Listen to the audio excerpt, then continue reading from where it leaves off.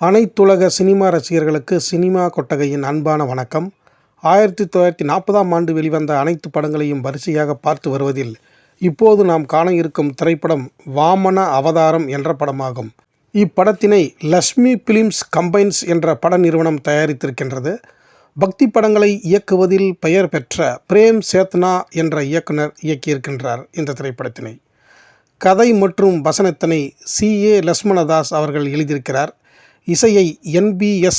மணி அவர்கள் செய்திருக்கின்றார். பாடல்களை கம்பன் தாஸ் என்பவர் எழுதியிருக்கின்றார்.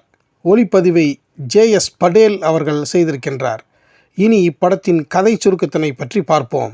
வாமன அவதாரம் மகாவிஷ்ணுவின் 5வது அவதாரமாகும்.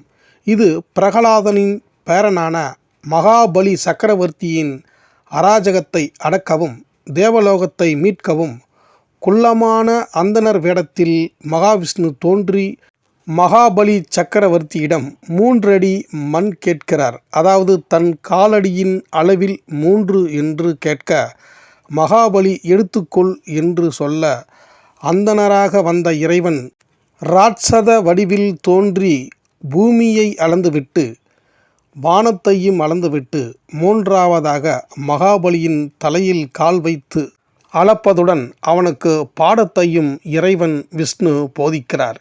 இதுவரை பலர் அறிந்த இந்த கதை இதற்கு பிறகு என்ன ஆகும் என்பதுதான் இந்த படத்தின் முழு விவரமான கதையாக எடுக்கப்பட்டிருக்கிறது.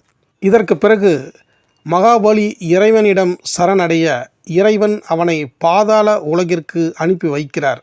அங்கிருந்து கொண்டே அவனை தர்மத்துடன் வாழ வைக்கிறார். மகாபலியின் ஆணவம் முற்றிலும் அழிந்து போகிறது. வாமனரால் பாதாள லோகத்திற்கு அனுப்பப்பட்ட மகாபலி சக்கரவர்த்தி ஒவ்வொரு ஆண்டும் தனது மக்களை காண பூமிக்கு வருவதாக நம்பப்படுகிறது. அன்று முதல் இதுவே கேரள மக்கள் கொண்டாடும் ஓணம் பண்டிகையாக இது போற்றப்படுகிறது. இந்த படம்தான் தமிழில் முதலாக வந்த வாமனன் அவதாரத்தை சொன்ன படமாகும். இப்படத்தில் வாமனனாக T.R. மகாலிங்கம் அவர்களும் V.V.S. மணி அவர்கள் மகாபலி சக்கரவர்த்தியாகவும் R. பாலசுப்ரமணியம் மற்றும் மீனலோசினா, பார்வதி, நிர்மலா, கோமதிபாய் போன்ற அனைத்து நட்சத்திரங்களும் இப்படத்தில் மிக சிறப்பாக நடித்திருப்பதாக தகவல்கள் இருக்கின்றன. இந்த திரைப்படம் 15,000 அடியில் எடுக்கப்பட்டிருக்கிறது. 1939ஆம் ஆண்டு தணிக்கை செய்யப்பட்டிருந்தாலும் மீண்டும் தணிக்கை செய்யப்பட்டது 1940ஆம் ஆண்டு. அப்போதுதான் இந்த படம் திரைக்கு வந்திருக்கிறது. இந்த திரைப்படம் எத்தனை நாட்கள் ஓடியது என்ற தகவல்கள் நமக்கு கிடைக்கவில்லை. தமிழ் சினிமாவில் முதலாக வாமன அவதாரத்தை முழுமையாக சொன்ன முதல் படம் இந்த வாமன அவதாரம் திரைப்படம்தான்.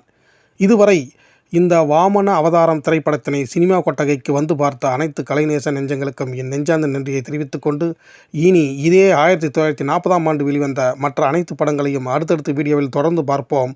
நீங்களும் பார்த்து உங்களின் ஆதரவை வழங்குங்கள் என்று கேட்டுக்கொள்கிறேன். நன்றி, வணக்கம்.